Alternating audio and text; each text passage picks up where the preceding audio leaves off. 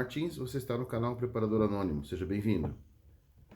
Vídeo curto para a gente discutir uma coisa muito interessante que vem me perguntando esses dias.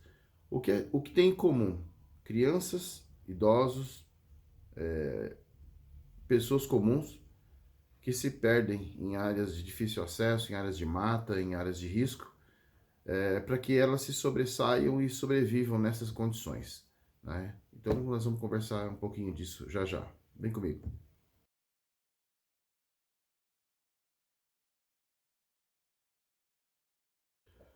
Bom, vamos lá. Vamos dividir caso a caso. As crianças primeiro, depois o idoso e a gente faz um comentário geral depois. No caso das crianças, como elas conseguiram sobreviver? Essa é uma pergunta comum.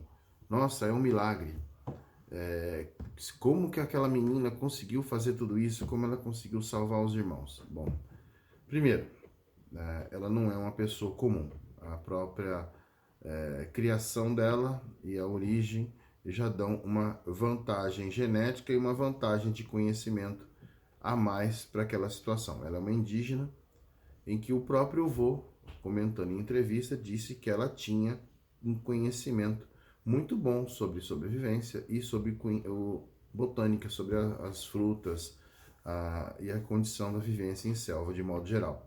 Não deveria se esperar nada diferente disso, tá? Vindo da família de onde ela veio e da etnia de quem ela é e onde ela vive.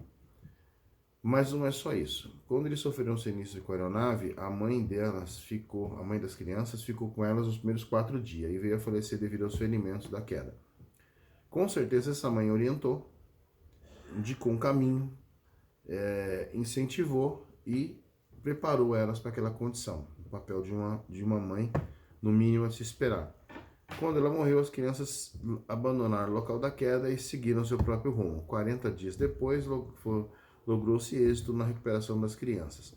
Nesse caminho, as unidades de resgate jogaram kits de suprimento e comida pela mata, tal, o que elas acharam lá pelo 15º dia, segundo o relato delas mesmas, e conseguiram passar 3 ou 4 dias com aquele suprimento, ganhando aí já um tempo valioso de sobrevida por comida e bebida.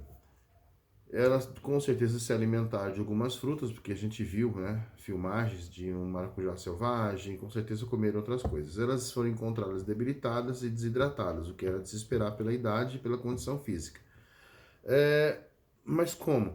Conhecimento de técnicas básicas, como disse o avô. Conhecimento da natureza, conhecimento das técnicas e saber o que fazer e o que não fazer nessa condição. Ah, mas ela teve sorte. Também teve. De não cruzar com nenhum animal selvagem, além do cachorro, que conseguiu conviver com eles durante 3 dias, indo e vindo, né? Segundo a informação da menina. E essa vontade, né, que fica arraigada lá no seu DNA, na sua condição de se sobressair, indicando o quê? Seguindo as regras do que a mãe disse, do que o avô ensinou e do que a família já sabia. Então, técnicas básicas e saber o que fazer e o que não saber. Isso é um fato. No caso do idoso, tá? Foi diferente. Ele sobreviveu, segundo os próprios relatos dele, bebendo urina e comendo cupim. Situações extremas, medidas extremas. Tá? E beber urina é uma coisa bastante controversa, mas quando a gente fala em beber urina, ninguém vai tomar 1 litro de urina. É uma quantidade pequena para se hidratar e enganar a sede. 8 dias, segundo a regra dos 3, são 3 dias. No 8º dia ele já estava tomando água, em forma de urina. Mas enfim, uma coisa importante do que aconteceu foi a vontade de se sobressair. Por que ele se perdeu? As crianças foi um acidente aéreo e ele, segundo informações, teve uma crise de saúde, uma crise de labirintite, em que a pessoa fica desorientada e acaba caminhando à revelia.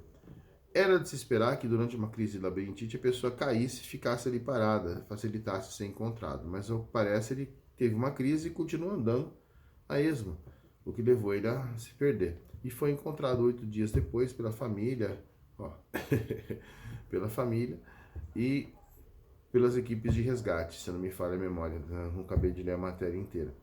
Agora, o interessante da história é saber se ele tinha conhecimento de técnicas básicas de sobrevivência, porque todo idoso pescador, 82 anos, ficou 8 dias em mata. As crianças de 1, 4, 8 e 14, se eu não me engano.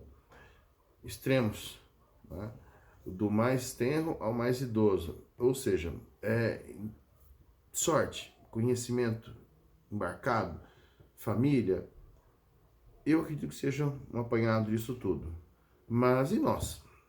Tá? Se nós, pessoas comuns, de ambiente urbano, fôssemos passar pela situação que os dois passaram, será que nós teríamos a mesma chance?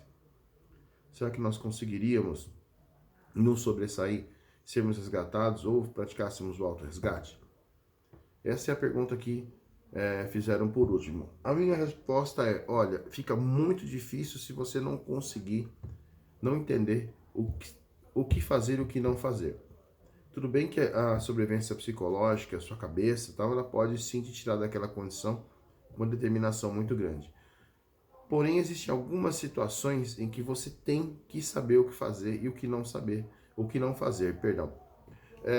Como fazer fogo, como providenciar um abrigo, que fruta eu posso comer, que fruta eu não posso comer. Se eu precisar pescar e caçar, como é que eu me viro? Se eu precisar me defender de um animal selvagem. Enfim, técnicas básicas, o mínimo do mínimo a se saber para se sobressair numa situação dessa. Ah, mas eu não preciso disso, né? Eu moro em cidade. Já cansamos de ouvir isso, a nós todos aqui que trabalhamos na área, vivemos isso todo dia. Não precisamos até precisar. Eu acho que o idoso nunca pensou nisso, e a menina também nunca pensou que fosse ter que praticar isso. E outras pessoas que ficaram perdidas aí também, que seja 2, 3 horas em área de mata, até achar de novo a trilha, nunca imaginou que ia precisar de alguma coisa desse tipo de situação. Então, o conhecimento mínimo básico é necessário. Não interessa se você é um trilheiro, se você faz bike, se você faz mountain bike, se você acampa, pesca, caça, é recomendável que você tenha o mínimo de conhecimento necessário. Nós enquadramos o mínimo de conhecimento no SAFA mais A, sinalização, abrigo, fogo, água e alimento. É o mínimo que você precisa saber para se sobressair numa situação dessa. E aí agregam-se outras técnicas, outras necessidades, de acordo com o nível de conhecimento, de prática que você vai fazendo. Então, eu acredito, tenho fé, que se todas as pessoas pudessem ter esse tipo de conhecimento, agregasse esse conhecimento também, conhecimentos básicos de APH, muita coisa seria evitada ou postergada ou até solucionada. Tá bom? Esse é o meu ponto de vista. Eu gostaria que vocês comentassem aqui embaixo qual a opinião de vocês a respeito disso, né? Acrescentasse, me corrigisse e etc. Tá bom? Então vamos lá. Obrigado pela atenção de vocês. Mais uma vez, Alexandre Martins, canal Preparador Anônimo. Fiquem bem seguros.